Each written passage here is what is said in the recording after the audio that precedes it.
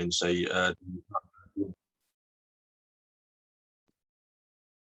من يهده الله فلا مضل له ومن يضلل فلا هادي له أشهد أن لا إله إلا الله وحده لا شريك له وأشهد أن محمدا عبده ورسوله صلى الله عليه وعلى آله وسلم يا أيها الذين آمنوا اتقوا الله حق تقاته ولا تموتن إلا وأنتم مسلمون أما بعد.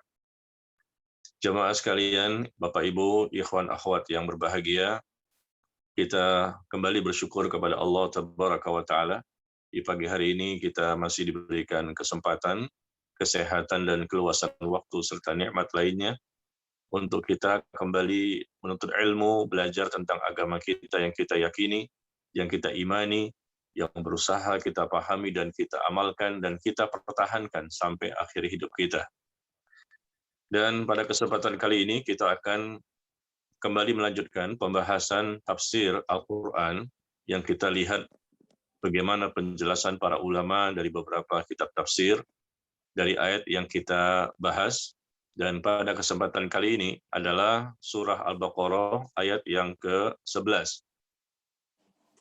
Surah Al-Baqarah ayat yang ke-11. Ya, kenapa kita memilih ayat yang ke-11? Karena ini merupakan tema lanjutan. Ya, barangkali ada di antara kita yang baru bergabung. Sebetulnya kita sudah membahasnya pada pertemuan yang lalu, ya, di surah Al-Baqarah ini sampai ayat yang ke-10. Nah, mari kita membahasnya. Mudah-mudahan Allah memberikan kemudahan kepada kita, memberikan ilmu yang bermanfaat, dan kita bisa memahami dan mengamalkan apa yang telah kita ketahui. Dan adapun perkara-perkara yang Allah larang, Allah haramkan, maka mudah-mudahan Allah berikan kita hidayah dan taufik untuk bisa menjauhinya. Nah, mari kita baca surah Al-Baqarah ayat yang ke-11. Allah Tabaraka wa Ta'ala berfirman, وَإِذَا قِيلَ لَهُمْ لَا تُفْسِدُوا فِي الْأَرْضِ قَالُوا إِنَّمَا نَحْنُ مُصْلِحُونَ. Ya. Dan apabila dikatakan kepada mereka, وَإِذَا قِيلَ لَهُمْ, dan apabila dikatakan kepada mereka, janganlah berbuat kerusakan di muka bumi. Jangan berbuat kerusakan di muka bumi. Maka mereka pun menjawab, sesungguhnya kami justru orang-orang yang melakukan perbaikan. Ya. Jangan melakukan perbuatan kerusakan di muka bumi, tapi justru mereka mengatakan kami justru orang-orang yang melakukan perbaikan. Dan ini adalah berkaitan dengan orang-orang munafik, ya, karena memang dari mulai ayat yang ke-8, 9, ya, 10 dan 11 dan seterusnya. Kita akan melihat bagaimana ciri-ciri orang munafik yang Allah sampaikan. Dan orang-orang munafik ini terjadi di zaman Nabi SAW dan sampai hari ini dan sampai hari kiamat memiliki ciri-ciri yang sama, dan mereka selalu ada dari zaman ke zaman, ya. Dan di zaman Nabi SAW orang-orang munafik itu ada di Madinah. Orang-orang munafik itu baru ada di kota Madinah, ya. Selama di kota Mekah orang-orang munafik belum ada. Orang munafik ini baru ada setelah Nabi berhijrah ke kota Madinah, dan di sanalah, ya, adanya orang-orang yang masuk Islam, dan ternyata masuk Islamnya mereka bukan karena Allah, tetapi ada maksud-maksud tertentu, dan kemunafikan mereka sangat luar biasa, sehingga dapat mengeluarkan mereka dari Islam. Meskipun secara zahir mereka terlihat seorang mukmin, meskipun secara syariat mereka juga sholat dan lain-lain, tetapi di hatinya Allah bongkar, Allah sampaikan isi kebusukan hatinya dengan diturunkannya wahyu. Sehingga Nabi SAW dan para sahabatnya pun akhirnya mengetahui siapa orang-orang munafik dan siapa mereka sebenarnya yang selama ini mereka sembunyikan, dan mereka berpura-pura, mereka bertaqiyah, ya, bertaqiyah, berpura-pura menyembunyikan identitas kekufurannya. Ya, mengaku sebagai muslim, tapi sebetulnya mereka bukan muslim. Mengaku sebagai orang-orang beriman, padahal mereka bukan orang-orang beriman. Ya, mungkin orang-orang mukmin dan Nabi bisa bohongi pada waktu itu, tetapi Allah ya segera menurunkan informasi kepada nabinya yang mulia sallallahu alaihi wasallam, lalu akhirnya terbongkarlah apa yang mereka niatkan, apa yang mereka tujuankan dari di hati mereka. Dan inilah yang terjadi di zaman Nabi alaihi salatu wasallam. Nah, ketika dikatakan kepada mereka, karena terlihat satu persatu akhirnya terbongkar. Perbuatan mereka, makar mereka, rencana busuk mereka, ya, propaganda mereka ketahuan. Nah, maka disampaikanlah dakwah kepada mereka. Disampaikan nasihat, dihimbau, diajak untuk kembali melaksanakan perintah Allah. Jangan membuat kerusakan, jangan melakukan kemaksiatan, jangan melakukan kekufuran. Hendaknya taat kepada Allah dan Nabi-Nya alaihi salatu wassalam. Ya. Tetapi di sini justru mereka tidak mau menerima. Dan begitulah orang-orang munafik. Ya, mereka sedikit sekali yang kembali menjadi mukmin yang sebenarnya. Sampai hari ini, sampai hari kiamat. Ada orang-orang munafik yang tidak lagi mendapatkan hidayah dan betul-betul keluar dari Islam. Dan mereka ini munafik tulen, berpura-pura, dan mereka dengan keyakinan kufurnya yang ada di hatinya, Allah pun akhirnya menutup pintu hati mereka sampai mereka mati. Jadi munafik terbagi dua, sebagaimana yang kita bahas di pertemuan yang lalu. Ada munafik i'tiqadi, munafik dari sisi keyakinan, dari sisi akidah. Ya, dan munafik mereka ini luar biasa.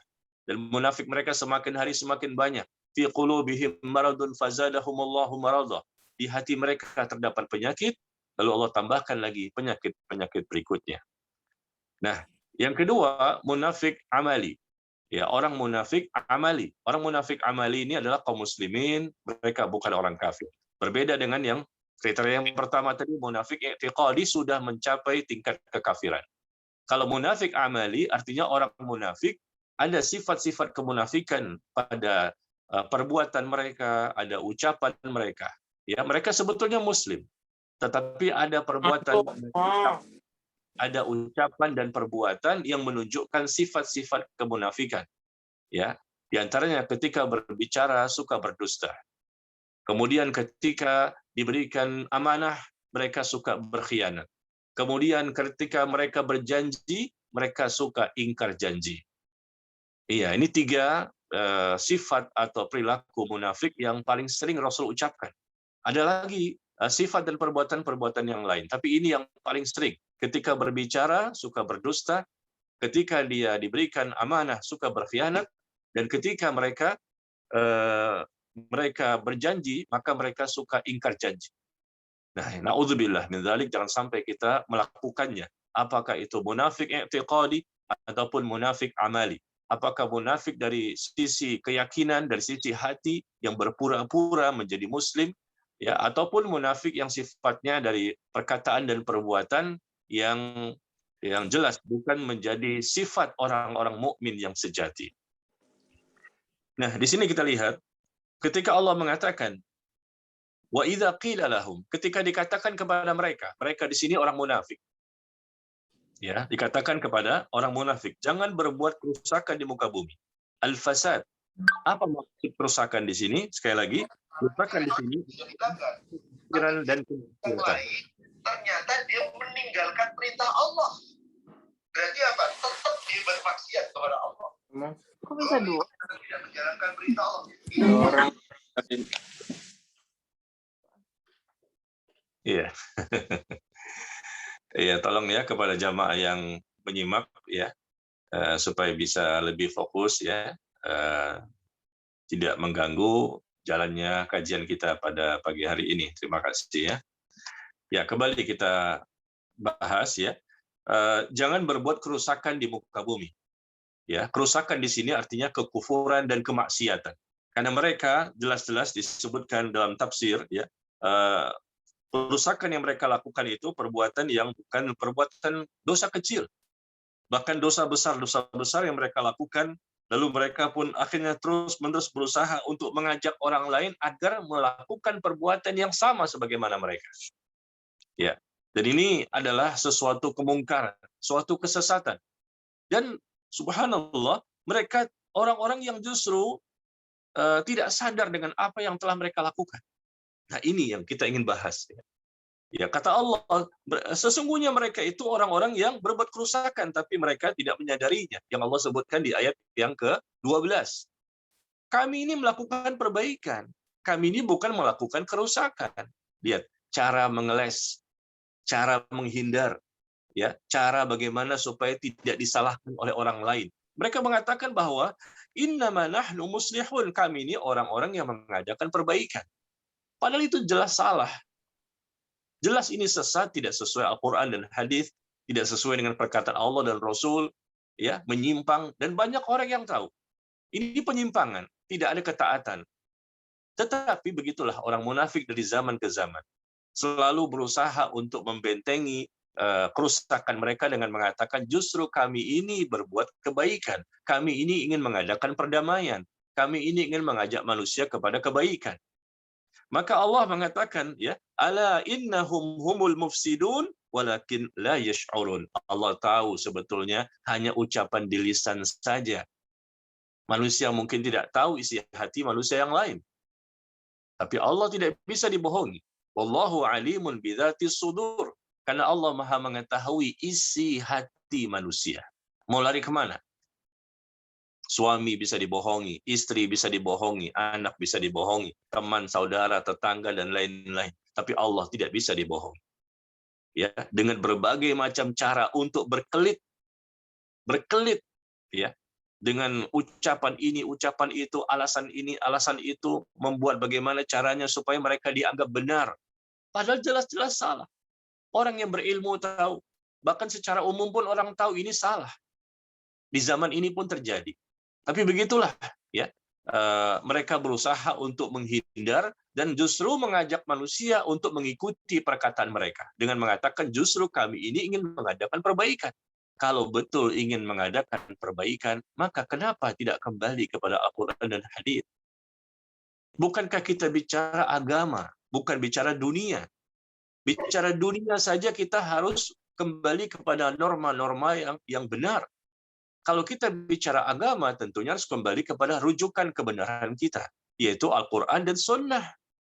Itu baru dikatakan benar, dan itu mengadakan perbaikan.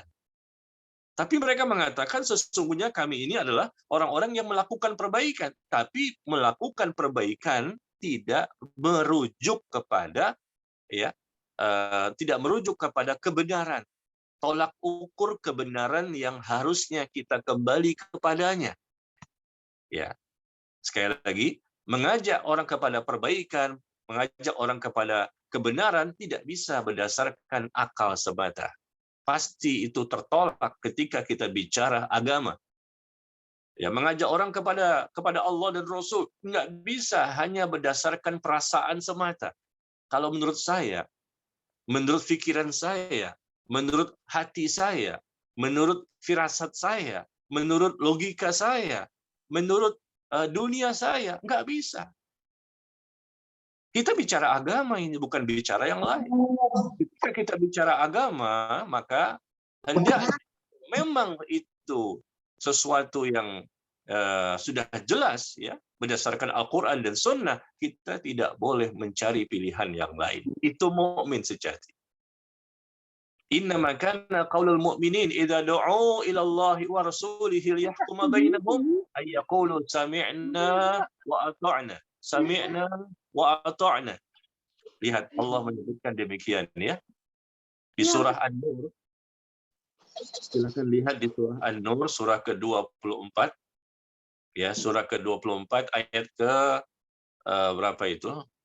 51 ya kalau tidak salah, bisa dilihat. Surah An-Nur ayat ke-51 di mana Allah mengatakan sesungguhnya jawaban orang-orang mukmin. Jawaban orang-orang mukmin apabila mereka diajak, ayo diajak kembali kepada Allah, ya, dan Rasul-Nya agar Rasul memutuskan perselisihan yang terjadi di antara mereka. Ya, ini standar kita, ya. Apabila memang betul-betul mukmin, ayo kembali kepada ayat ini. Innama kana qaulal mu'minin idza du'u ila Allahi wa rasulihi liyahkuma bainahum ay yaqulu sami'na wa ata'na wa ulaika humul muflihun. Sesungguhnya jawaban orang-orang beriman itu seperti ini. Ya, ketika mereka diajak Sesungguhnya jawaban orang-orang beriman, Allah yang menyatakan demikian ya, surah An-Nur tadi ayat 51, jawaban orang-orang beriman itu apabila mereka diajak untuk kembali, dinasihati, didakwahi, dihimbau, ya, kembali kepada Allah dan Rasul-Nya, agar Rasul-Nya memutuskan perkara yang mereka perselisihkan, maka respon mereka adalah sami'na wa ata'na. Kami dengar, kami taat. Kami dengar, kami taat. Dan mereka itulah orang-orang yang beruntung. Begitu caranya. Bukannya membantah, bukannya ngeyel, bukannya mengingkari, bukannya berkelit sana, berkelit sini, mencari alasan ini, mencari alasan itu untuk ya membenarkan kesesatan yang mereka sampaikan. Subhanallah. Di hari ini semakin gampang kita melihat orang-orang munafik. Kaum muslimin yang mengaku muslim, ya, yang jelas-jelas dari ucapannya, perbuatannya di sosial media. Semakin jelas membantah firman Allah, membantah hadis Rasul. Ya, haji itu tidak wajib. Ya, haji itu bisa dipending dan diganti saja. Loh, ada istirahat. Sejahterakan masyarakat. Ya Allah. Ini orang-orang, bukan orang kafir yang mengucapkannya, tapi dia mengaku muslim dan KTP-nya Islam. Bayangkan, haji diinginkan supaya ditiadakan oleh mereka, dan ini bukan masalah ya tidak mendapatkan kauta ya, ini bukan masalah pemerintah ya, tapi ini ada orang-orang munafik yang bukan masalah kauta, sebetulnya dari dulu mereka sudah bicara masalah itu. Sudah bertahun-tahun yang lalu mereka sudah punya rencana propaganda dari dulu ingin ditiadakan ibadah haji. Subhanallah. Dan mereka mengatakan cukup digantikan untuk membiayai infak, sedekah, dan memberikan kesejahteraan masyarakat. Subhanallah. Bayangkan ibadah haji ingin dibatalkan dengan dalil-dalil mereka, ya, dengan hujah-hujah mereka. Dan kami ini ingin mengadakan perbaikan. Daripada haji kan habis uang percuma. Mendingan kita kasih uang itu kepada masyarakat. Banyak orang-orang miskin yang belum mendapatkan kesejahteraan. Lihat, dalil mereka, hujah mereka dengan akal, logika, perasaan. Sedangkan ibadah haji itu wajib. Tidak bisa ditinggalkan bagi orang yang memiliki kemampuan. Atau mungkin dalil hujah dan ngeyel mereka yang lain, dan mereka mengatakan bahwa jilbab itu tidak wajib. Subhanallah. Jilbab tidak wajib. Memang tidak wajib bagi laki-laki. Bagi laki-laki tidak wajib, tapi bagi wanita yang sudah mereka mens, sudah haid, bagaimana dikatakan tidak wajib? Lalu mereka buatlah satu alasannya, dua alasannya, tiga alasan. Yang alasan itu semua tidak berasal dari Al-Quran dan Sunnah. Subhanallah. Lalu ada lagi yang mengatakan zina itu dibolehkan. Ya, nikah mut'ah. Ya, zina sebetulnya nikah mut'ah, nikah kontrak. Ya, kontrak berapa lama? 1 jam, 1 hari, 1 minggu, kontrak bayarnya berapa, tanpa wali, tanpa saksi. Subhanallah. Dalilnya apa? Bisa dibuat. Jadi orang di zaman sekarang ini, kita bicara bukan hanya orang munafik di zaman dahulu saja, yang barangkali ya kita bisa baca ya bagaimana tindakan mereka, tapi kita berikan contoh-contoh yang paling gampang di zaman sekarang. Mereka ingin membenarkan kemaksiatan, kesyirikan, kebid'ahan, ya, kerusakan, kesesatan, dan ingin dibenarkan itu dengan berbagai macam ya ucapan-ucapan mereka yang intinya mereka mengatakan kami ingin mengadakan perbaikan. Subhanallah. Lama-lama sholat pun tidak wajib. Yang penting eling. Yang penting ingat kepada Allah.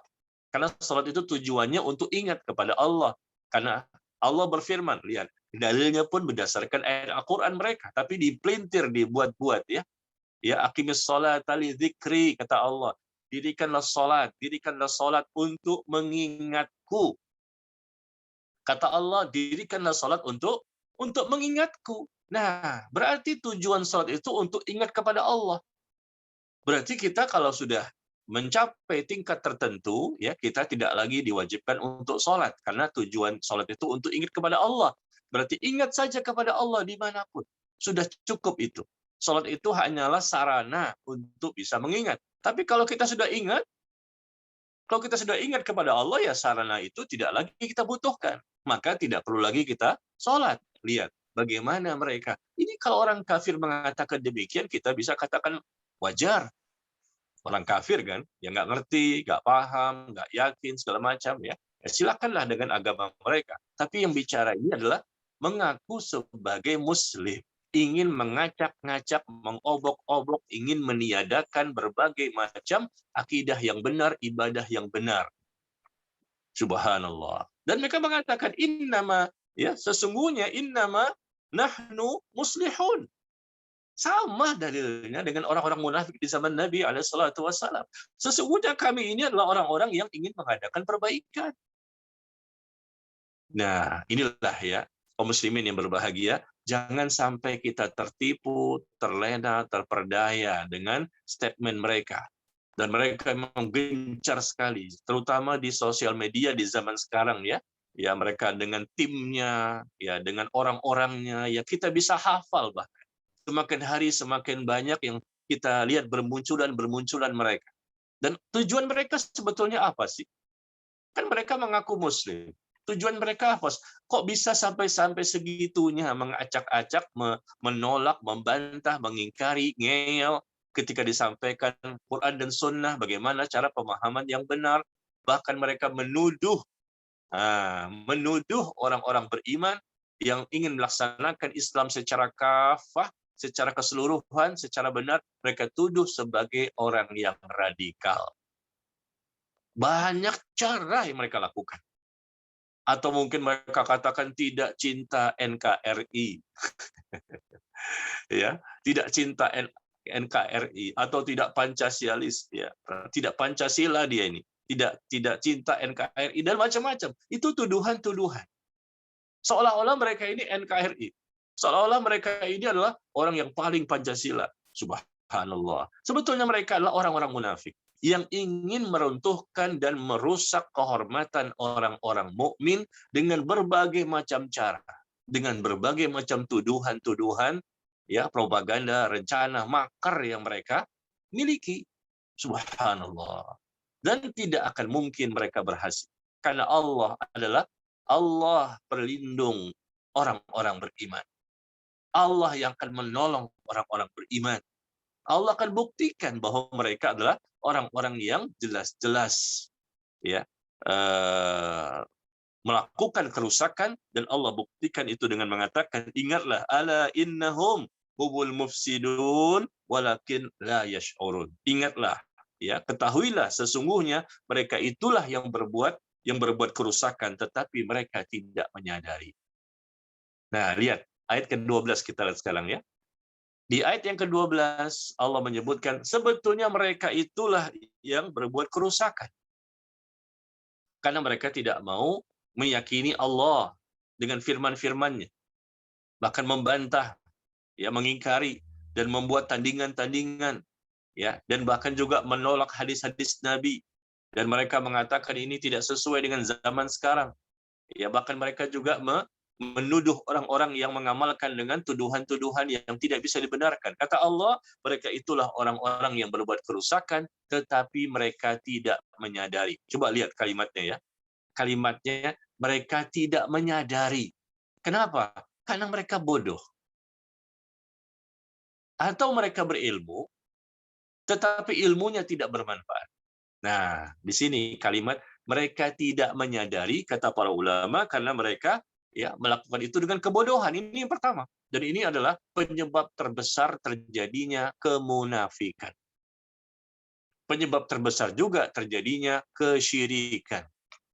Penyebab terbesar juga terjadinya kebid'ahan. Penyebab terbesar juga terjadinya kemaksiatan. Semuanya. Apa saja yang salah-salah itu, penyebab pertamanya, di antara semua penyebab, ini yang pertama, yaitu apa? Al-jahl, kebodohan. Ya, jadi kata Allah, mereka itu orang-orang yang berbuat kerusakan, tapi mereka tidak sadar. Kenapa tidak sadar? Karena mereka tidak tahu, karena mereka bodoh, karena mereka tidak belajar, karena mereka tidak mau untuk membaca Al-Quran dan Sunnah, karena mereka tidak bertanya ya kepada ahlinya, dan seterusnya. Ini penyebab pertama. Atau yang kedua, ya, mereka tidak menyadari bahwa perbuatan mereka itu adalah suatu hal yang rusak dan salah. Ya, apa? Kenapa? Sebetulnya mereka berilmu dan mereka tahu. Tetapi karena ittiba'ul hawa, karena mengikuti hawa nafsu, lalu akhirnya mereka tidak ya bisa untuk memahami dan mengamalkan dengan benar. Sebetulnya mereka tahu, memang inilah ayat Allah, mereka tahu, ini tahu mereka ini hadis Rasul, ya, tapi mereka tidak mau untuk bisa mengikutinya. Berarti ilmu mereka tidak berkah. Karena ada sesuatu di balik itu yang mereka inginkan, meskipun tahu.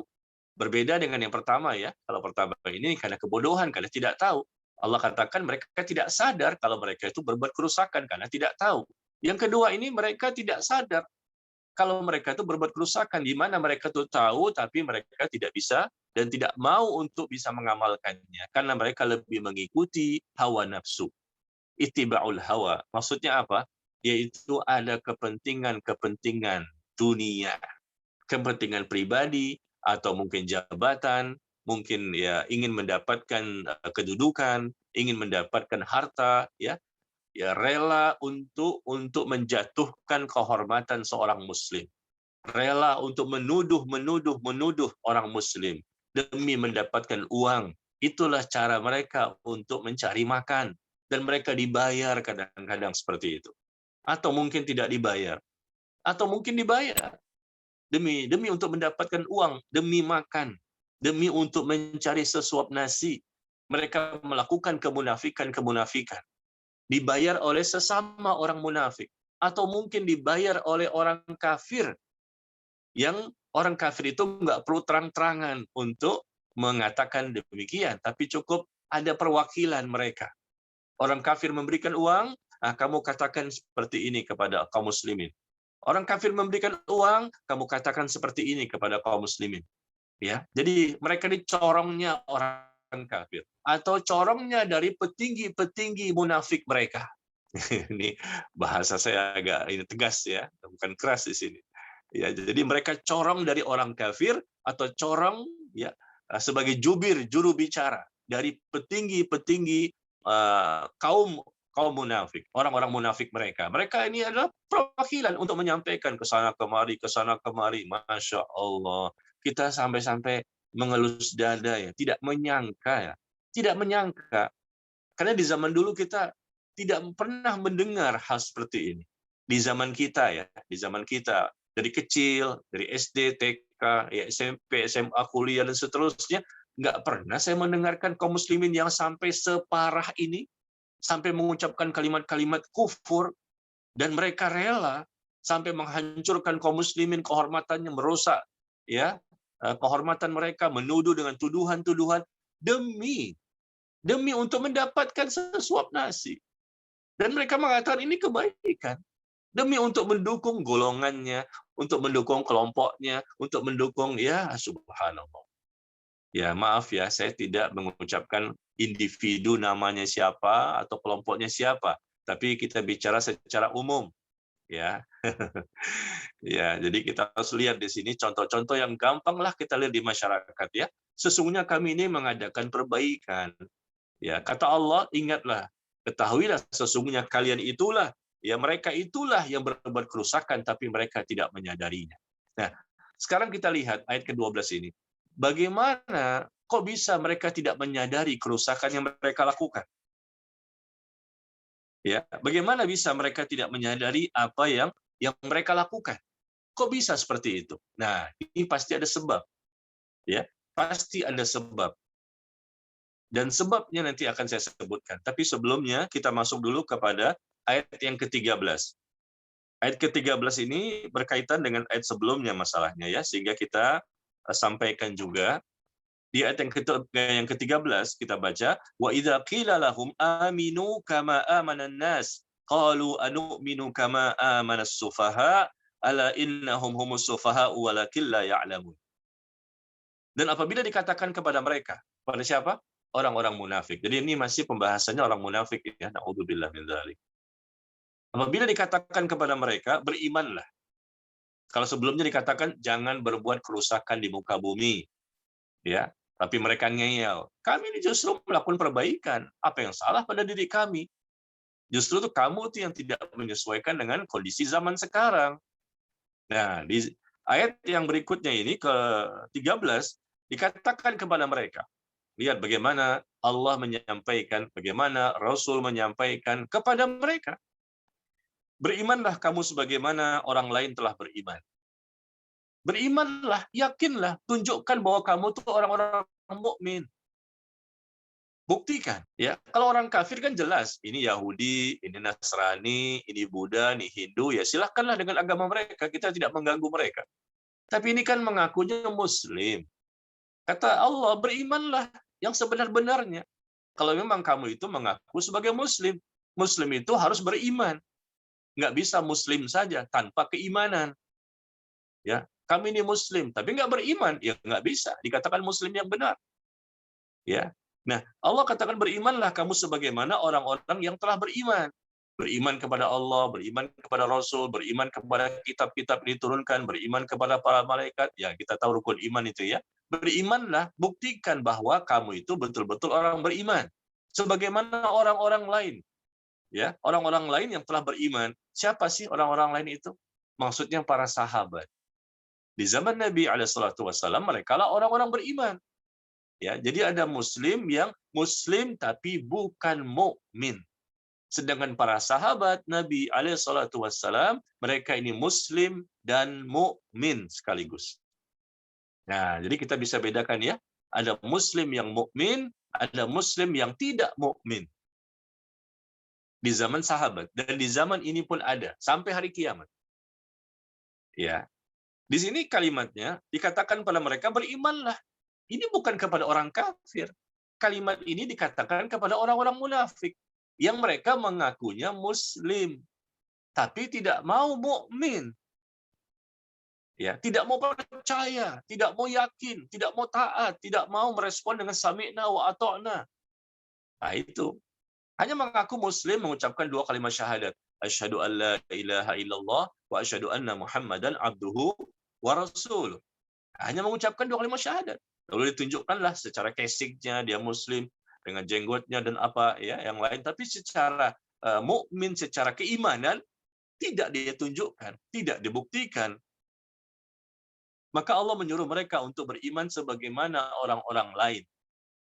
Orang-orang lain ini yang telah beriman, ya mereka beriman dengan benar, yaitu para sahabat. Mereka berjihad, mereka berkorban, mereka berjuang, mereka membela Nabi, mereka memuliakan Nabi, ya dengan hatinya, dengan lisannya, dengan perbuatannya. Bagaimana sifat-sifat orang beriman memang dibuktikan. La ilaha illallah tertancap di hatinya. Tidak ada sesembahan yang berhak disembah dengan benar kecuali Allah. Ya, ucapannya ucapan seorang mukmin, perbuatannya perbuatan orang mukmin. Nah, ini para sahabat. Ya, Allah menyuruh orang-orang munafik ini berimanlah sebagaimana berimannya para sahabat yang sudah jelas.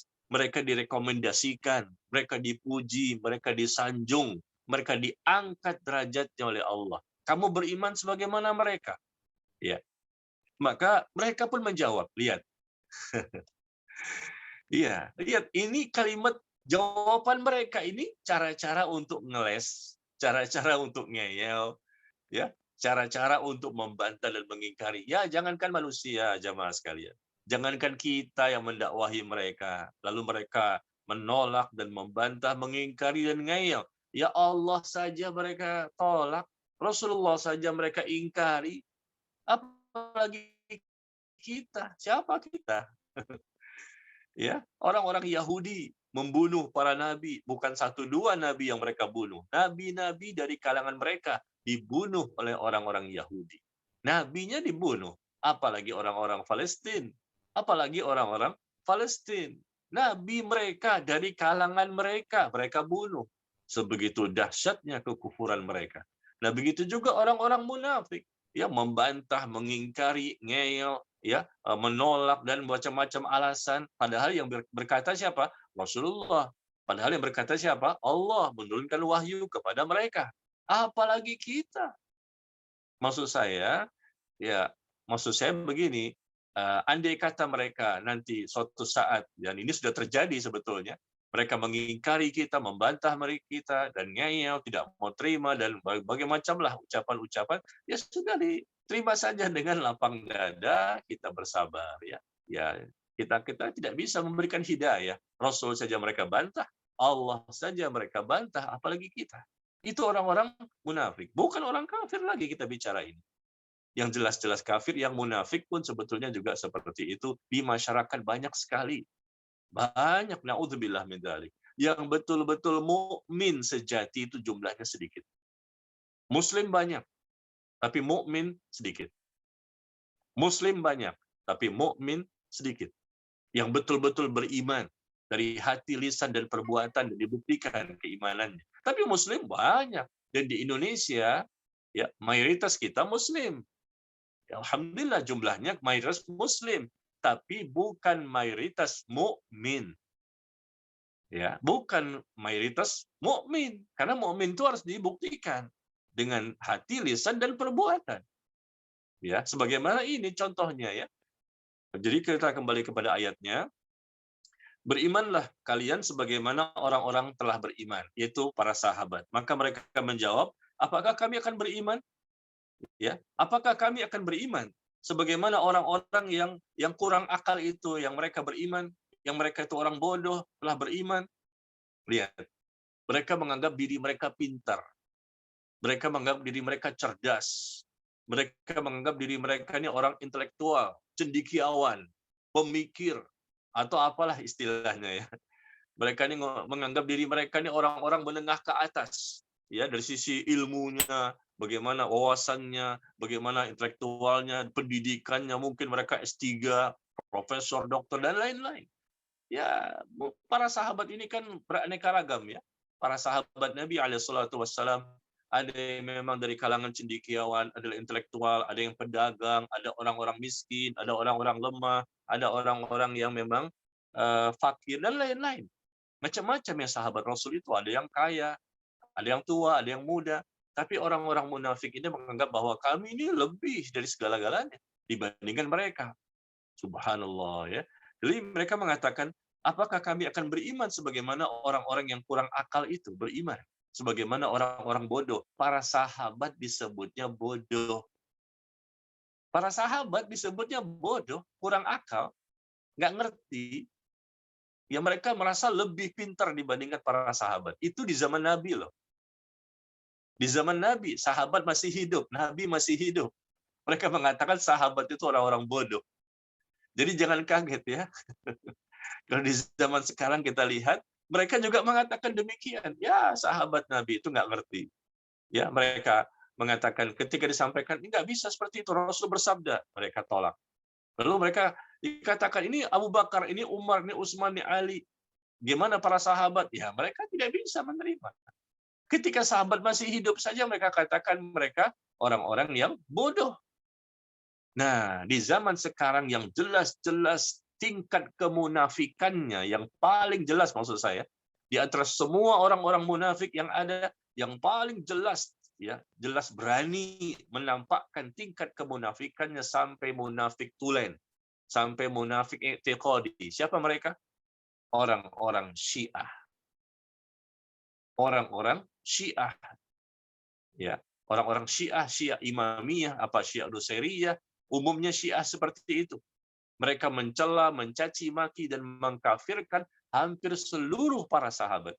Yang selamat hanya beberapa orang. Dalam versi mereka, hanya beberapa orang yang mereka anggap tidak kufur. Ali bin Abi Thalib, Miqdad, Salman Al-Farisi, Abu Dzar Al-Ghifari. Hanya 4-5 orang kurang lebih. 4 atau 5 orang kurang lebih yang mereka tidak kafirkan. Tapi yang lain, Abu Bakar, Umar, Utsman, Ali, dan lain-lain, hampir semuanya mereka kafirkan. Bahkan istri-istri Nabi pun mereka kafirkan. Siapa? Syiah. Nah, bukan lagi dianggap bodoh, bukan lagi dianggap kurang akal, bukan lagi dikatakan orang yang terbelakang, bahkan dikatakan kafir, sesat semuanya. Siapa? Di zaman sekarang, Syiah. Tapi mereka mengaku Muslim. Ya kan? Di zaman Nabi orang munafik ini mengaku Muslim, tapi mengatakan mencela, menjelek-jelekkan, menyudutkan, menghina para sahabat dianggap tidak punya akal. bodoh. Di zaman sekarang orang-orang yang paling gampang kita berikan contoh ya, masih ada juga orang lain, tapi ini yang paling gampang. Orang-orang Syiah mengatakan bukan lagi bodoh, bukan lagi kurang akal, bahkan kafir dan sesat hampir semua sahabat. Syiah itu munafik tulen, munafik i'tiqadi, ngakunya muslim padahal mereka bukan muslim. Mereka ini bertakiyah, berpura-pura menjadi muslim. Dan ini bukan fitnah. Karena kita baca dalam tulisan ulama-ulama mereka di kitab mereka sendiri atau di sosial media sekarang sangat gampang, banyak kita lihat di sosial media ucapan para ulama-ulama mereka, ya, yang mana mereka sangat benci dan mencela, menghina dan mengkafirkan para sahabat Nabi SAW dan juga istri-istri Nabi SAW, tetapi anehnya mengaku muslim. Nah, ini ya. Padahal Allah telah menyanjungnya, Rasulullah telah menyanjungnya dan merekomendasikan kita untuk mengikuti para sahabat ridwanullah alaihi jami'an. Ya, mari kita sambung lagi di ayat yang ke-13 tadi ya. Jadi, apakah kami akan beriman sebagaimana orang-orang yang kurang akal itu beriman? Ya, maka orang-orang di zaman sekarang pun ketika kita mendakwahkan kepada mereka, kita dituduhnya tidak berpendidikan, kita ini kurang wawasan, kita ini orang-orang yang bermasalah, kita ini orang-orang yang begini dan begini dan begini. Nah, sama saja. Jadi tidak ada perbedaan ya. Maka kembali Allah mengingatkan kita. Ala ya, innahum humus sufaha walakin la ya'lamun. Ketahuilah, ingatlah sesungguhnya mereka itulah orang-orang yang kurang akal tapi mereka tidak tahu. Mereka itu yang bodoh sebetulnya, tapi mereka tidak tahu kalau mereka itu bodoh. Coba jamaah sekalian dengarkan. Mereka tidak tahu, tidak sadar kalau mereka itu bodoh. Coba bayangkan. Allah yang mengatakan demikian ya. Mereka tidak tahu, nggak sadar kalau mereka itu bodoh. Tapi mereka nuduh orang bodoh. Lihat orang munafik sampai segitu parahnya. Nah, sekarang kita masuk sebabnya ya. Sebabnya kenapa nih Pak Ustadz? Kok bisa seperti itu? Kenapa bisa mereka tidak sadar kalau mereka itu bodoh? Kenapa mereka tidak sadar kalau mereka tidak tahu? Ayat 11, 12, 13. Allah katakan mereka itulah orang-orang yang tidak menyadari kerusakannya. Di ayat yang ke-13, Allah menyebutkan mereka itulah orang-orang yang tidak paham, tidak tahu, bodoh. Apa sebabnya? Kok nggak paham? Kok nggak tahu? Kok nggak sadar? Kok nggak mau sih menerima dakwah? Kok masih begitu saja ya mengucapkan statement-statement yang bisa membahayakan keimanannya? Apa sebabnya? Nah, sebabnya Bapak Ibu, ikhwan akhwat, silakan lihat di surah Al-Hijr. Di surah Al-Hijr, surah ke-15 ya. Surah ke-15, ayat ke-39, 40 dan 41. Surah Al-Hijr, surah ke-15, ayat ke-39, 40 dan 41. Allah menjelaskan kepada kita kenapa mereka bisa seperti itu. Ya, kerusakan orang kafir jelas seperti apa ciri-cirinya. Ini kerusakan orang-orang munafik. Cirinya seperti ini. Dan di situ dikatakan ada perkataan iblis yang Allah sampaikan kepada kita sebagai pelajaran. Ya, di mana dia minta dipanjangkan usianya. Dan Allah panjangkan usianya sampai terjadinya hari kiamat. Allah biarkan dia untuk menggoda manusia. Dan dia mengatakan, Qala Rabbi, bima aghwaytani la uzayyinanna lahum fil ardi wa la ughwiyannahum ajma'in illa ibadaka minhumul mukhlasin. Iblis mengatakan, wahai Tuhanku, karena engkau telah memutuskan aku ini sesat. Karena engkau telah memutuskan, telah menetapkan aku ini sesat, maka sungguh, kata iblis, aku akan jadikan manusia merasa benar atas perbuatannya yang salah, atas ucapannya yang salah. Dan aku akan sesatkan mereka semua manusia ini, kecuali hamba-hambamu yang terpilih. Hamba-hambamu yang ikhlas. Nah, di sini rupanya. Jadi orang kafir, orang munafik ini, ya, terutama orang munafik yang sedang kita bahas, mereka seperti itu karena memang mereka ya, pertama mendapatkan gangguan dari syaitan dan mengikuti syaitan, bahkan mereka lah syaitan yang sebenarnya dari kalangan manusia. Setan dari kalangan manusia. Ya, karena setan itu istilah untuk manusia dan jin. Manusia dan jin bisa menjadi syaitan, yaitu orang-orang yang mereka itu mengingkari, membantah, menolak, ya, apa yang Allah katakan dan Rasulullah sampaikan. Itu syaitan dan menjadi musuh para nabi dan rasul. Dan di sini iblis mengatakan, "Wahai Tuhanku, karena Engkau telah memutuskan dan telah menetapkan aku ini tersesat, ya, karena dia tidak mau mengikuti perintah Allah." Nah, lihat bagaimana apa yang dia lakukan. Ini belum ada manusia yang lain, ya, baru Nabi Adam ini. Nabi Adam dan istrinya yaitu Hawa. Nabi Adam dan istrinya Hawa. Dia mengatakan bahwa aku sungguh la uzayyinanna lahum fil ardi. Aku akan menjadikan manusia menganggap benar, menganggap baik perbuatan atau perkataannya yang salah, yang keliru, yang sesat, yang mungkar. Lihat, ini salah, tapi dianggapnya ini baik. Kami justru mengadakan perbaikan. Ya, masa kami ingin mengikuti para sahabat? Masa kami ngikutin ini kan ajaran Islam di zaman dahulu, nggak sesuai dengan perkembangan zaman. Ya, demi uang, demi dunia, demi duit, demi fulus, ya mereka maju terus. Ya, subhanallah, naudzubillah min dzalik.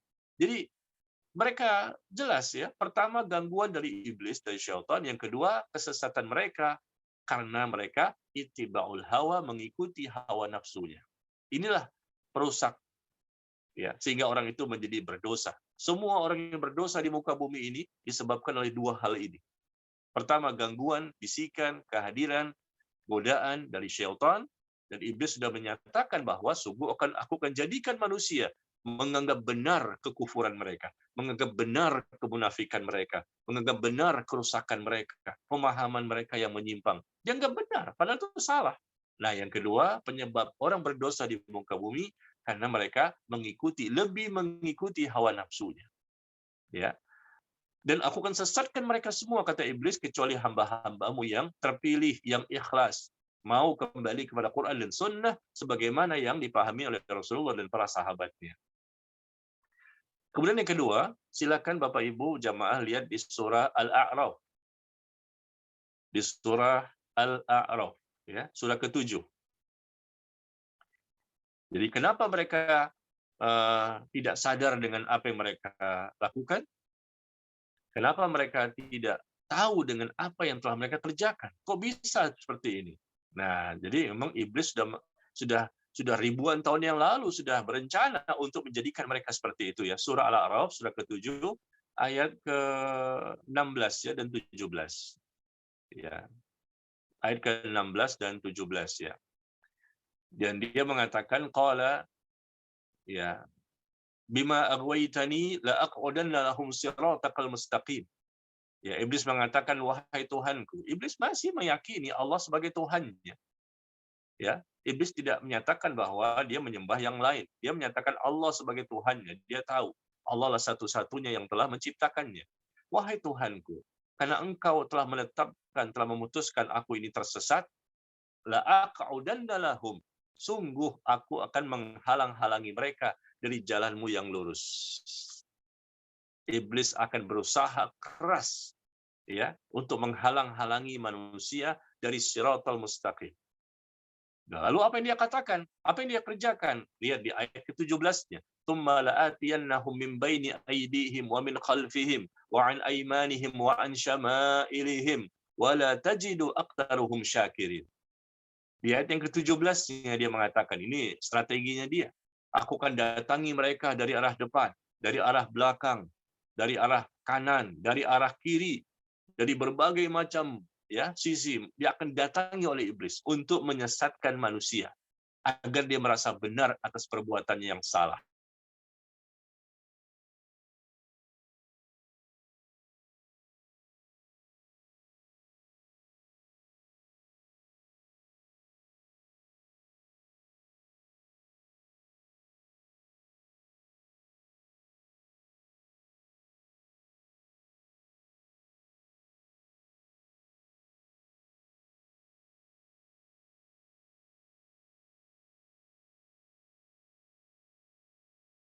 Berarti orang-orang yang menyimpang,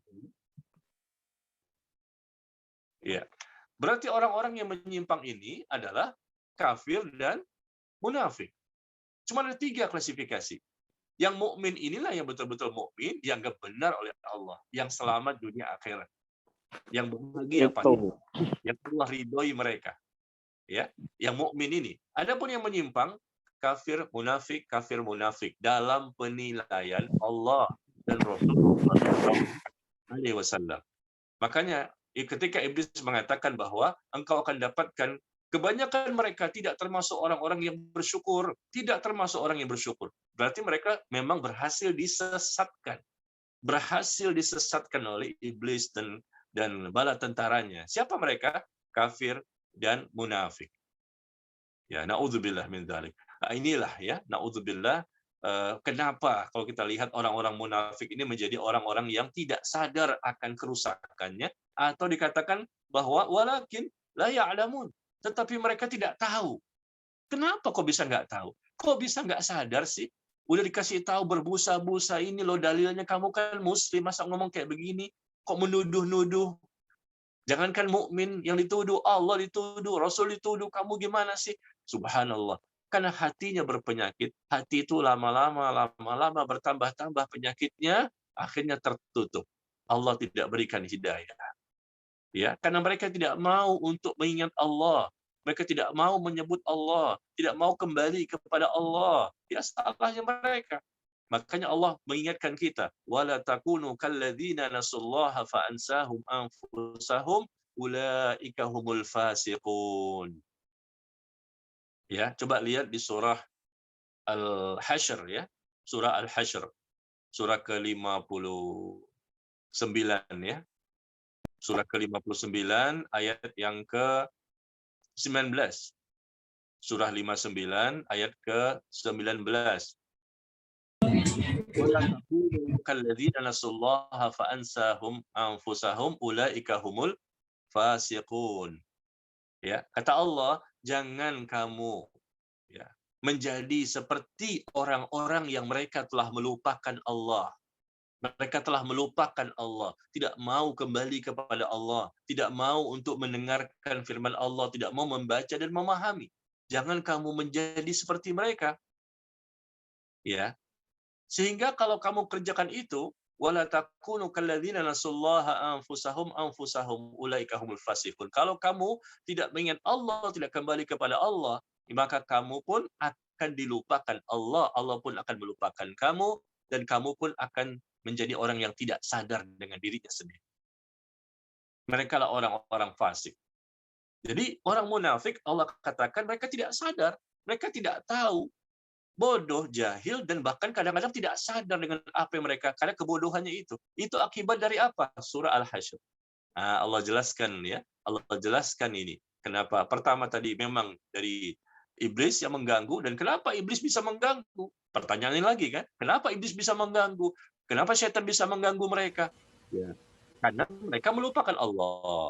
Wala takunu kalladzina, jangan sampai kamu menjadi seperti orang-orang yang melupakan Allah, sehingga Allah pun melupakan kamu dan menjadikan kamu lupa, nggak sadar dengan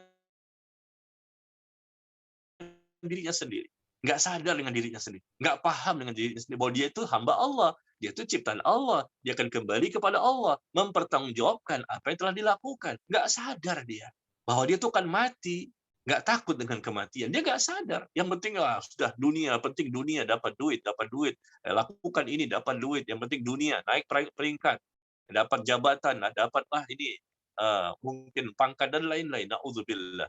Allah jadikan mereka seperti itu. Naudzubillah min dzalik ya. Jadi jangan sampai kita seperti itu. Nah, inilah beberapa perkara yang bisa kita ketahui dari ayat 11, 12 dan 13 ya. Lalu kita kaitkan dengan di zaman kita bagaimana orang-orang munafik yang senantiasa selalu berusaha untuk ya menyesatkan bukan diri mereka saja, tapi juga menyesatkan orang lain. Tapi ketika kita beriman, kita belajar, dan kita pasrah, Muslim itu adalah orang yang pasrah, orang yang siap untuk tunduk kepada Allah, ya, dan dia harus menjadi mukmin, beriman, yakin, dan dibuktikan dalam perbuatan sehari-hari, maka insya Allah mereka itulah orang-orang yang selamat, dan mereka bukan selamat di dunia saja, bahkan sampai ke akhirat. Akidah mereka benar, ibadah mereka benar, akhlak mereka benar, muamalah mereka benar, karena mereka mencari ridho Allah, bukan mencari ridhonya manusia. Itu orang beriman. Bukan karena dunia mereka melakukan perbuatan, bukan karena dunia mereka ingin melakukan sesuatu, tetapi yang mereka inginkan hanyalah ridho Allah, rahmat Allah, dan ampunan Allah tabaraka wa ta'ala.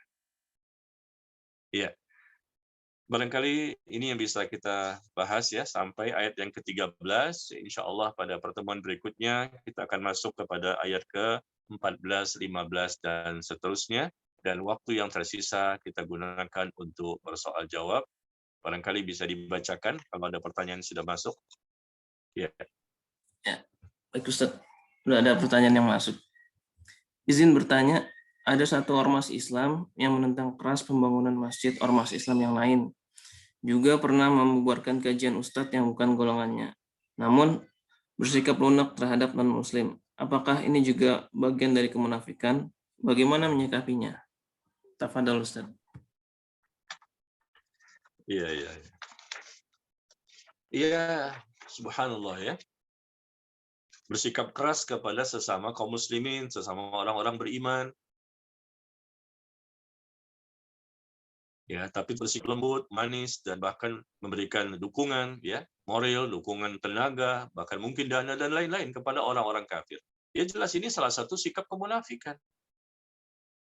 Orang munafik itu dengan orang kafir, ya, mereka itu saling bantu-membantu. Sesama orang-orang kafir saling membantu. Begitu juga sesama orang-orang munafik saling membantu satu dengan yang lain. Sesama orang kafir saling membantu, sesama orang munafik saling membantu, atau antara orang munafik dan orang kafir, atau orang kafir dan orang munafik juga saling membantu dalam kehidupan dunia ini. Dan itu nyata sekali. Bayangkan ya, ini suatu rumah ibadah. Ibadahnya kepada Allah. Dilarang untuk dibangun. Demo. Ini kan contoh pertanyaan ya. Saya tidak menyinggung siapa maksud orangnya, tapi ini sesuai pertanyaan. Siapa saja sebetulnya yang melakukan perbuatan ini jelas salah. Ya. Adanya kaum muslimin yang ingin membangun rumah ibadah. Karena mereka tahu di sini rumah ibadahnya mungkin belum ada. Tapi kalau sudah ada, memang nggak boleh. Ya, artinya sudah banyak rumah ibadah. Ya, ngapain lagi bangun rumah ibadah lagi? Sudah banyak rumah ibadah di sini. Sudah tercukupi, gitu maksud saya. Ya, tapi kalau memang mereka tahu di sini kurang dan masih dibutuhkan rumah ibadah dalam rangka ibadah kepada Allah, agar manusia mendapatkan pencerahan, agar manusia balik lagi ke masjid, agar manusia beribadah kepada Allah, dan mereka juga diajarkan, didakwahkan, dinasihati, dan lain-lain. Ya, subhanallah. Lalu mereka menentang adanya, bukan orang kafir ya. Kalau orang kafir kan jelas ini akan terlihat. Ya, tapi orang munafik, kaum muslimin yang munafik, yang dibantu di belakang layar. Ya, kita menduga keras seperti itu. Orang munafik, kaum muslimin yang sudah menjadi munafik, yang disuruh maju oleh orang-orang kafir dengan dananya, dengan inspirasinya, dengan kekuatannya, dan mereka yang disuruh maju untuk menolak pembangunan rumah ibadah. Tapi subhanallah, kalau orang kafir yang bangun rumah ibadah tidak ditentang. Mungkin beda pendapat, oke lah. Kaum muslimin ini punya pemahaman seperti ini, yang pengen bangun masjid punya pemahaman seperti ini, mereka beda pemahaman. Tapi kan mereka banyak persamaan.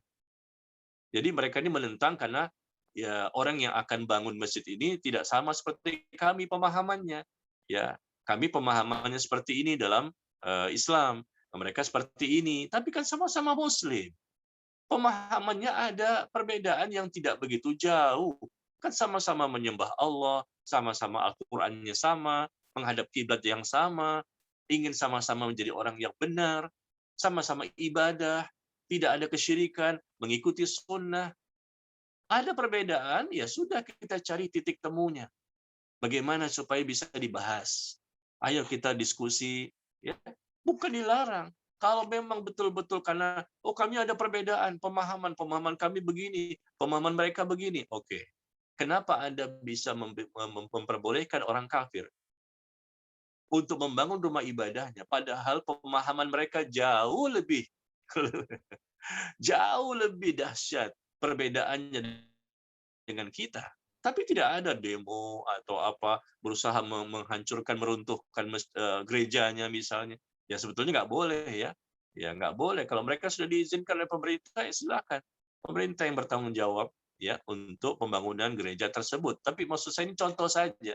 Kenapa untuk pembangunan masjid kan ada perbedaan sedikit dalam pemahaman sesama kaum muslimin, ya lalu dijegal, ya dia lakukanlah berbagai macam cara, nggak boleh untuk pembangunan karena beda pemahaman. Tapi begitu gereja yang akan dibangun kok diem, ayem, anyep, sunyi, sepi, ya jangan-jangan ada uang di balik itu.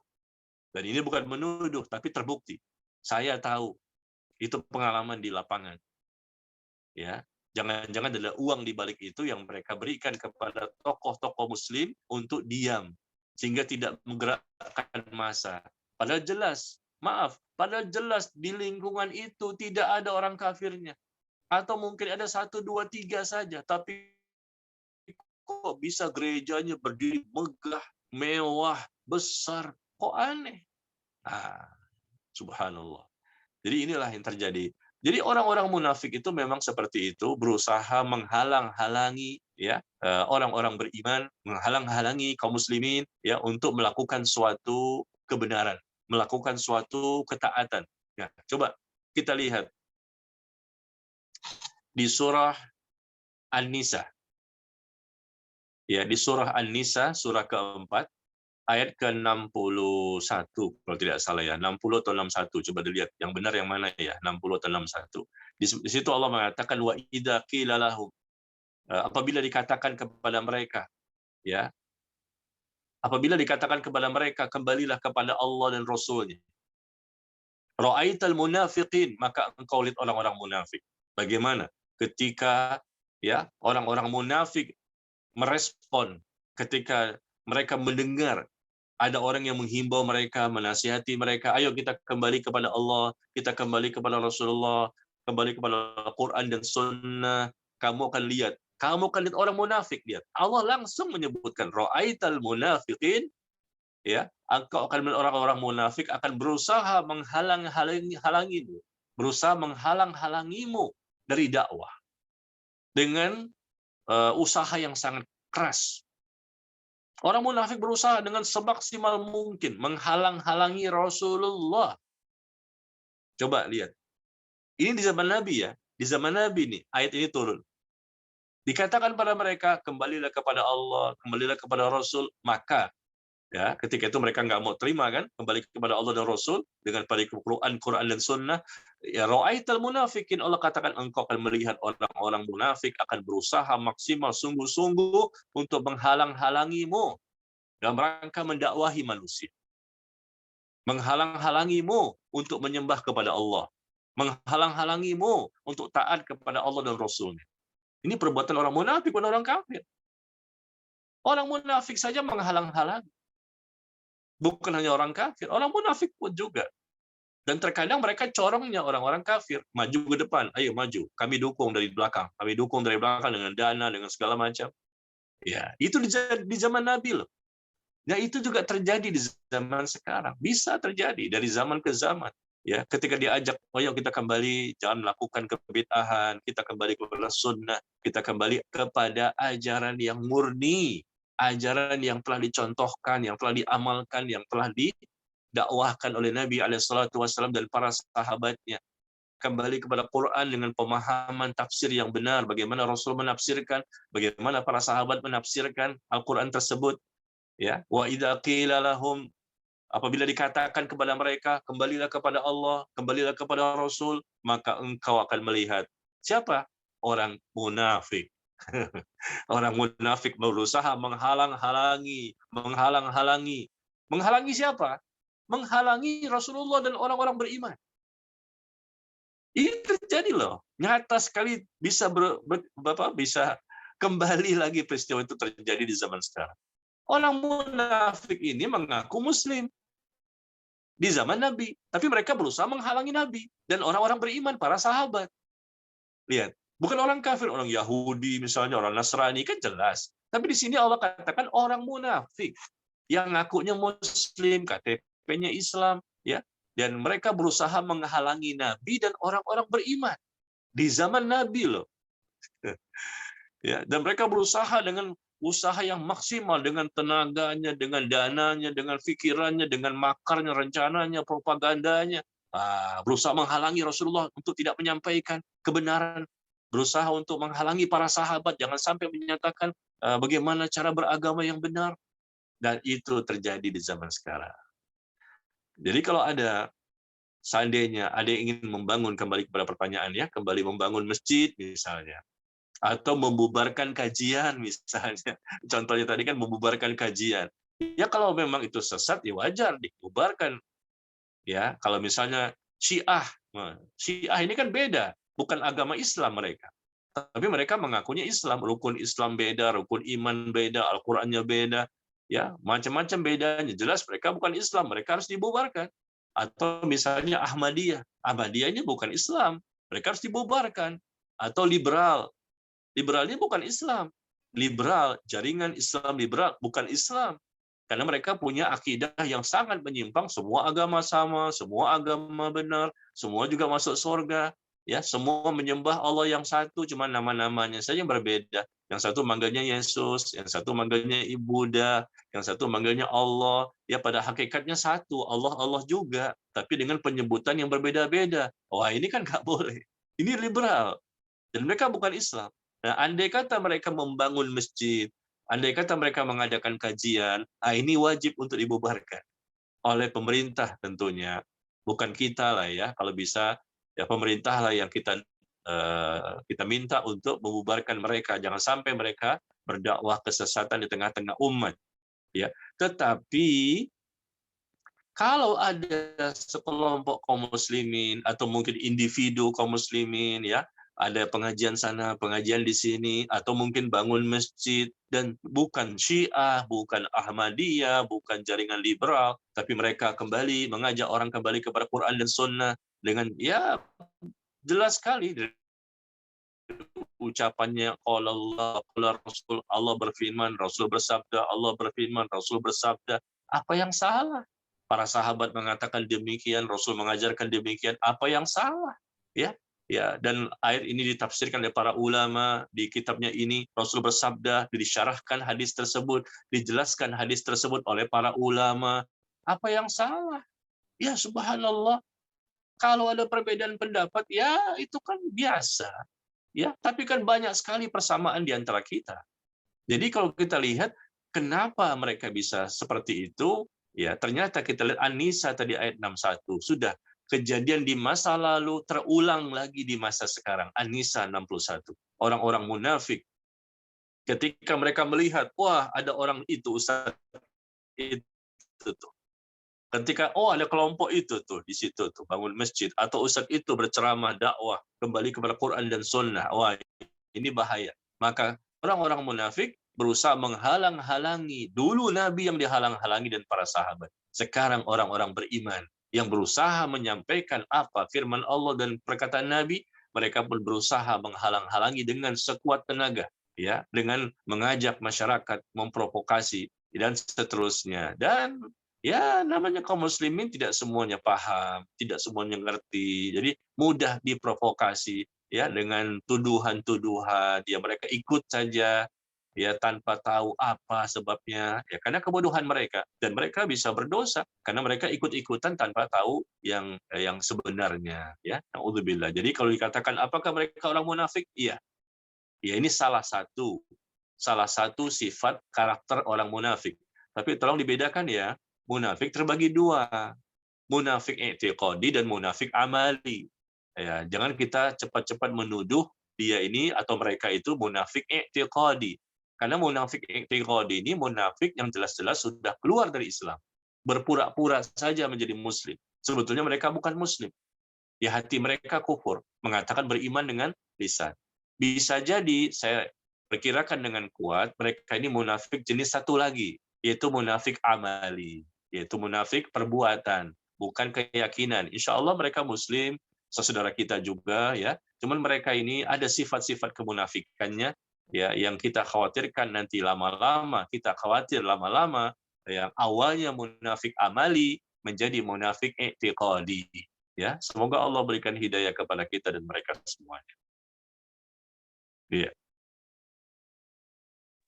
Baik Ustaz, ada pertanyaan masuk lagi. Bismillah. Manisnya mulut orang munafik dikenal dengan alimul lisan. Saking pandainya mengolah kata-kata kedustaan dengan memakai kalimat demi Allah tanpa merasa takut dengan segala ucapannya. Bagaimana Ustadz agar kita tidak tertipu dengan kedustaan yang dikemas dengan kata-kata manisnya? Tafadhol Ustadz. Iya. Orang-orang munafik sejak dahulu terkenal ya, pintar berbicara.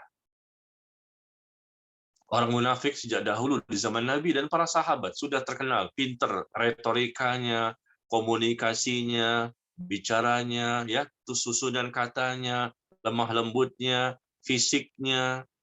Itu semua sudah ada dalam Al-Quran. Sudah ada, Allah jelaskan itu semua dalam Al-Quran. Ya, subhanallah ya. Makanya Umar bin Khattab radhiyallahu an juga mengatakan bahwa yang aku takuti dari manusia ini adalah orang alim yang munafik. Yang sangat ditakuti, orang alim yang munafik. Dia berilmu, dia ulama, tapi munafik. Wah, ini kan bahaya sekali. Ini yang paling ditakuti oleh Umar. Ya, karena orang tahu dia ini orang yang berilmu, dia tokoh masyarakat, dia orang yang bahkan sudah menjadi panutan, bahkan jadi ulama dalam pandangan orang banyak. Jadi ulama, tapi ulama usu, ulama yang jelek, ulama yang buruk. Ulama sebetulnya kan orang yang takut kepada Allah, tapi ternyata kita lihat dalam kehidupan sehari-hari, ternyata tidak seperti itu.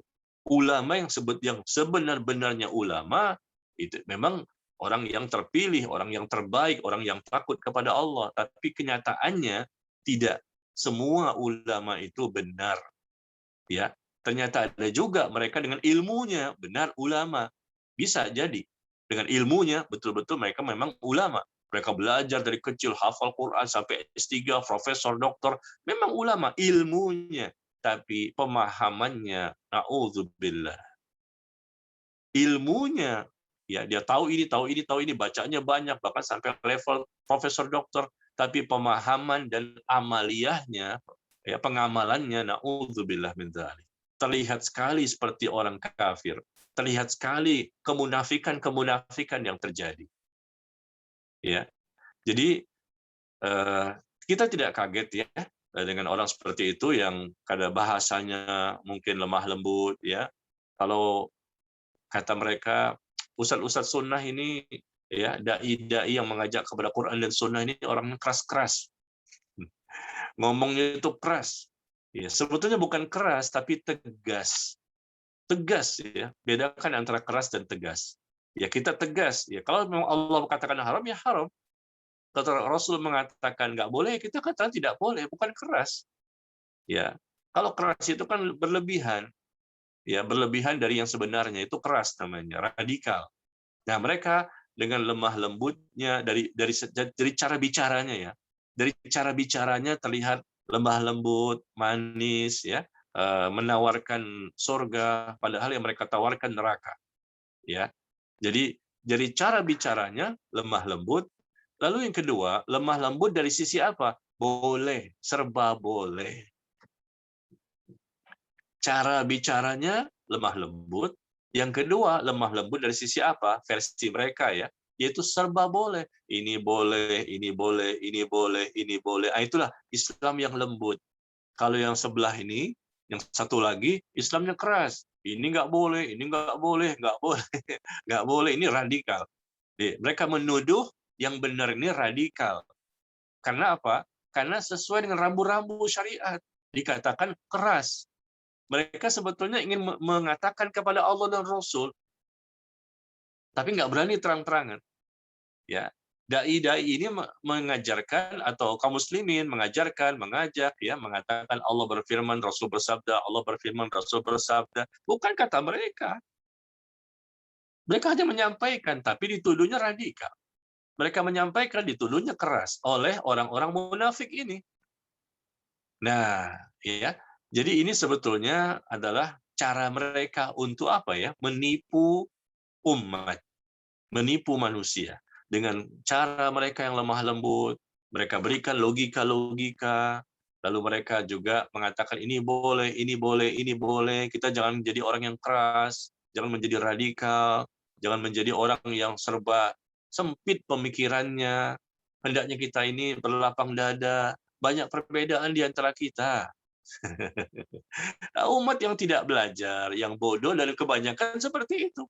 Mohon maaf ya, kita lihat survei membuktikan banyak orang yang tahu kok, banyak yang tidak paham, tertipu dengan gaya bicara mereka dan cara mereka menetapkan sesuatu dengan bolehnya, serba boleh, serba boleh. Ini sangat berbahaya. Ya, contoh mengatakan apa? Jilbab itu tidak wajib. Anak saya juga tidak berjilbab. Saya tidak wajibkan kepada dia untuk berjilbab. Tapi kalau andai kata kamu berjilbab, boleh, bukan wajib, boleh. Tapi itu nggak wajib, nggak haram, nggak dosa.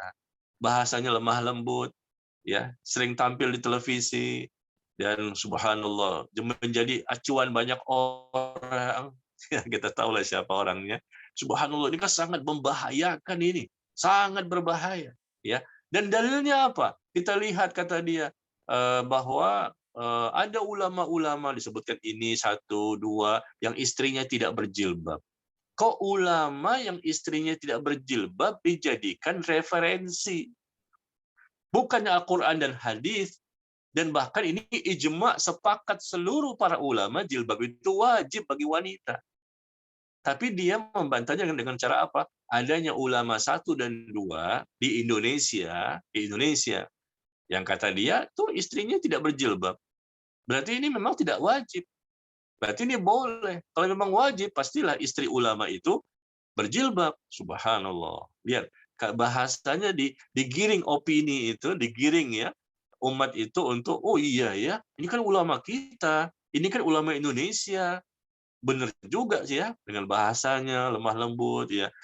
Banyak orang yang terperdaya, tapi orang yang berilmu, orang yang beriman, dia belajar dan dia pasrah totalitas ya.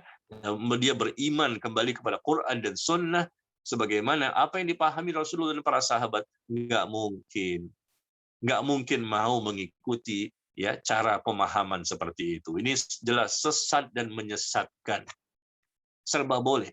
Syiah boleh, Ahmadiyah boleh, ya, kesesatan apa? Jaringan Islam liberal boleh, ya serba boleh. Jadi yang benar itu di zaman sekarang versi mereka adalah orang yang serba boleh. Itulah yang benar. Tapi kalau kita ini dikit-dikit nggak boleh, haram, nggak boleh, haram, nggak boleh, haram. Ini yang keras radikal. Padahal itu yang sesuai dengan Quran dan hadis. Ya, tapi mereka nggak berani mengatakan terang-terangan Allah tuh radikal, Rasulullah radikal, nggak berani. Ya, tapi orang yang menerapkan syariat, yang menerapkan apa yang Allah dan Rasulnya perintahkan, yang mereka tuduh radikal. Ya, naudzubillah. Jadi hati-hati. Allah sudah sebutkan itu. Silakan Bapak Ibu baca di awal-awal surah Al-Munafiqun. Di awal-awal surah Al-Munafiqun, surah ke-63. Ya, surah ke-63. Di situ Allah sebutkan tentang orang-orang munafik. Bagaimana ngomongnya pinter, ya, fisiknya juga indah, badannya tegap, ya, badannya bagus, cara bicaranya menarik, ya. Banyak itu ayat-ayat yang Allah sebutkan. Itu di zaman Nabi loh. Itu akan terulang kembali. Ahli komunikasi, menjadi dosen juga, dosen komunikasi. Ya, subhanallah. Tapi kita lihat cara bicaranya, naudzubillah, Anda sepintar apapun dalam mengolah kata, dalam merekayasa suatu kalimat, ya, semuanya kotor, semuanya sampah. Kalau tidak sesuai dengan Quran dan Sunnah, ya, semuanya sampah, semuanya tidak bermanfaat. Kalau ucapannya menarik, bahasanya lembut, susunan katanya Masya Allah, tapi selama itu tidak sesuai Quran dan Sunnah secara agama, itu sampah. Kita bicara akidah, itu keyakinan kita. Ya, itu keyakinan kita. Kita boleh bicara seperti ini. Karena itu adalah sesuatu yang tidak sesuai dengan agama. Dan itu bukan bagian dari agama. Tidak boleh kita masukkan ke dalam agama.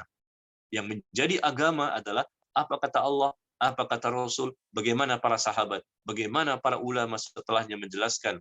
Yang mana para ulama ini dari generasi ke generasi berikutnya juga mengikuti ya Rasulullah dan para sahabatnya. Itulah yang kita ikuti, yang kita jadikan referensi dalam menimba ilmu. Ya, demikian. Wallahu a'lam bishawab. Ya, baik Ustaz. Ada pertanyaan lagi? Kalau ada pengurus masjid minjem uang dari amal jamaah untuk keperluan pribadi, namun memang dikembalikan dalam jangka waktu tertentu, uang amal itu merupakan amanah. Bagaimana pendapat Ustaz? Bisa diulang kembali? Kalau ada pengurus masjid meminjam uang dari amal jamaah untuk keperluan pribadi, namun memang dikembalikan dalam jangka waktu tertentu. Bagaimana pendapat Ustaz? Pengurus masjid minjam uang ke jamaah maksudnya? Meminjam uang dari kotak amal jamaah, kurang lebih seperti itu, Ustaz. Pengurus masjid minjam uang dari kotak amal masjid berarti ya? Iya. Iya, subhanallah. Pengurus masjid meminjam uang dari dana yang sudah masuk dari jamaah, yang mana jamaah itu berniat untuk wakaf atau infak sedekah ke masjid. Ya, dikumpulkan ini uang dari jamaah, mungkin Jumatan, mungkin ada kajian dan lain-lain. Ya, mereka sudah berniat. Jamaah itu berniat untuk wakaf. Ya, meniatkan wakaf untuk masjid, terserah nanti untuk pembangunan apa, untuk perbaikan apa, renovasi apa, sudah niatkan untuk wakaf. Ya. Lalu ada pengurus masjid yang meminjam uang wakaf tersebut dan berjanji nanti ingin dikembalikan. Subhanallah ya. Nah, sekarang bagaimana hukumnya? Wallahu a'lam bishawab. Yang jelas itu bukan uang pribadi, ya. Ini uang umat. Ini uang umat, bukan uang pribadi. Karena ini uang semua dari uang jamaah. Terkumpul berapa? 1 juta, 50 juta, 100 juta, 1 miliar. Ini semua uang jamaah, uang umat, bukan uang pengurus. Ya, kalau pribadi kita bisa memberikan langsung pinjaman kepada orang lain. Tapi ini bukan uang pribadi, ini uang umat. Pengurus itu hanya mengurusi, menyimpan, lalu kemudian mengamankan, dan nanti mereka mengalokasikan untuk kebutuhan-kebutuhan masjid. Maka hukumnya mereka tidak boleh memberikan pinjaman ya kepada orang-orang tertentu yang meminjam kepada uang masjid itu yang seharusnya dialokasikan oleh mereka untuk kebutuhan-kebutuhan masjid. Ya, pengurus masjid yang nggak boleh minjam, jamaah pun yang bukan pengurus nggak boleh juga minjam. Sama saja, baik itu pengurus maupun bukan pengurus. Kenapa? Kan ini bukan uangnya pengurus. Ini bukan uang pribadi-pribadi, ini uang orang, uang umat. Kita bisa meminjamkan uang itu karena ini uang kita.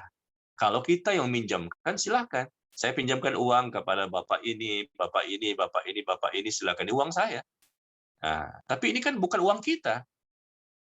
Lalu pengurus tadi meminjam. Meminjam kepada siapa? Minjam bersama pengurus kan?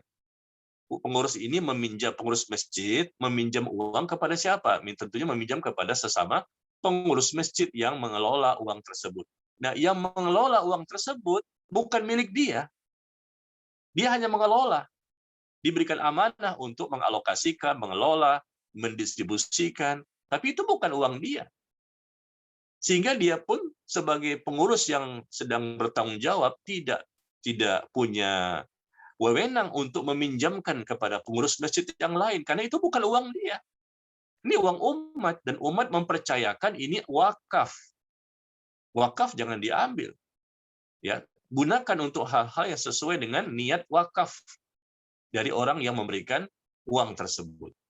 Ya, silakan dari pengurus masjid atau siapapun yang ada kebutuhan, ya pinjamlah sama orang lain. sama orang-orang kaya, sama orang yang berkecukupan. Silakan pinjam sama yang lain, tapi jangan pinjam ke masjid. Jangan pinjam uang masjid. Jangan pinjam uang yang telah diamanahkan oleh umat untuk masjid. Kenapa? Karena uang itu bukan milik seseorang yang dia berhak atau dia boleh untuk memberikan pinjaman. Misalnya nih, contoh saja ya, marbot misalnya pinjam sama ketua DKM. Ini contoh saja, mohon maaf. Marbot, Pak, ketua DKM saya pinjam dong uangnya. Berapa? 1 juta. Ketua DKM kemudian meminjamkan, nih 1 juta ya, kepada si marbot. Nah, kita lihat kebutuhannya, kita lihat kepentingannya. Kalau memang dia orang yang miskin, yang perlu dibantu, ya, memang dialokasikan untuk bantuan kepada orang miskin, kan? Kita berikan saja infak sedekah. Ya. Tetapi untuk meminjamkan, saya tidak sepakat, saya tidak setuju. Ketua DKM mengatakan, ya sudah kami pinjamkan. Anda meminjamkan sebagai ketua DKM, meminjamkan kepada orang bawahan, atau meminjamkan kepada orang lain yang bukan pengurus masjid, apakah Anda meminjamkan itu dalam kondisi Anda memiliki? Uang itu milik Anda, sehingga Anda bisa meminjamkan kepada orang lain? Bukan milik Anda, ini milik umat. Tapi kalau uang pribadinya silahkan sebagai ketua DKM. Tapi ini milik umat, milik masyarakat, milik kaum muslimin. Apa haknya dia untuk bisa memberikan pinjaman kepada orang lain? Apakah kepada pengurus ataupun pada yang lain? Nggak boleh, karena itu bukan milik dia. Ya. Tapi kalau dia, sekali lagi, bukan pinjaman ya, tapi kalau dia ingin sepakat para pengurus, udahlah kita berikan infak kepada salah seorang pengurus, mungkin dia sakit, berobat di rumah sakit, ya itu boleh ya, memberikan sedekah, memberikan infak, memberikan bantuan kepada sesama pengurus masjid yang memang membutuhkan, atau kepada kaum muslimin yang lain yang memang membutuhkan, itu boleh, karena memang peruntukan dana ini untuk hal-hal seperti itu, membantu kaum muslimin. Ya, membantu, silakan keluarkan untuk kebutuhan, mungkin genteng bocor, mungkin ada perbaikan masjid, mungkin ada untuk ini, silakan keluarkan. Ya, bantuan ya. Tapi untuk meminjamkan, saya tidak sepakat. Karena untuk meminjamkan itu harus dari uang sendiri. Ya, sedangkan ini uang bukan uang mereka. Ini uang umat. Dan umat memberikan dalam rangka untuk dialokasikan supaya bisa digunakan untuk bantuan-bantuan. Apakah bantuan itu berupa masjid? Bukan bantuan meminjamkan. Meminjamkan bukan dari situ bantuan. Tapi berikan saja kalau memang dia butuh. Bisa jadi di antara pengurus masjid itu ada yang miskin ya. Itu terjadi di masyarakat. Ada yang miskin sehingga mereka butuh untuk pembayaran obat di rumah sakit. Misalnya contoh, obat di rumah sakit. Lalu jangan atas nama pribadi ya, atas nama seluruh pengurus sepakat. Karena ini uang umat, harus dipertanggungjawabkan. Seluruh pengurus sepakat, ayo kita bantu ini. Sesama pengurus ataupun jamaah yang tinggal di sekitar masjid. Misalnya mereka butuh uang untuk berobat di rumah sakit. Kita berikan, keluarkan uang dari masjid tersebut dengan kesepakatan seluruh pengurus. Berikan bantuan. Karena memang uang itu terkumpul untuk membantu kaum muslimin. Ya, untuk infak, sedekah, atau wakaf. Ya, karena masjid itu menerima infak, sedekah, atau wakaf dari kaum muslimin. Ya, tapi kalau untuk meminjamkan, saya tidak setuju. Karena meminjamkan itu ya tidak ada wewenang dari mereka, karena itu bukan uang mereka. Tapi kalau mereka membantu pun bukan secara pribadi, ya, tapi mereka bermusyawarah, mereka rembukan, mereka ngumpul, atau mungkin dengan grup WA atau telepon-teleponan, gimana nih kita bantu aja ya si fulan ini kesian, kita keluarkan uang dari masjid ya. Nah, bisa saja, nggak masalah seperti itu. Ya, demikian. Wallahu a'lam bishawab. Ya, sampai di sini barangkali yang bisa saya sampaikan. Semoga bermanfaat dan kita selalu diberikan hidayah dan taufik oleh Allah Tabaraka wa Ta'ala.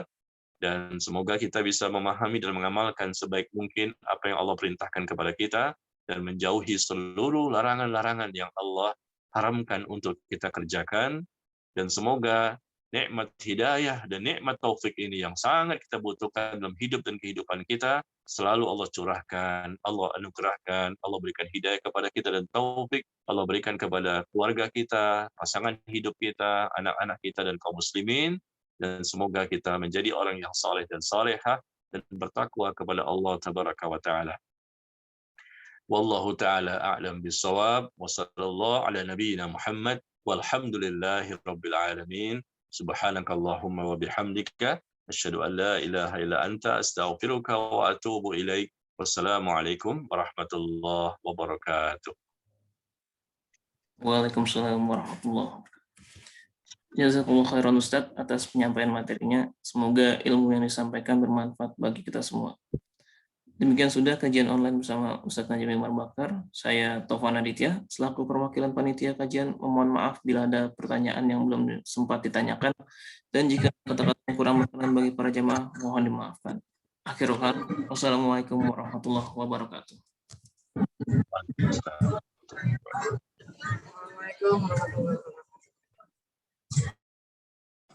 Jazakumullah khair, Ustaz, panitia. Assalamualaikum.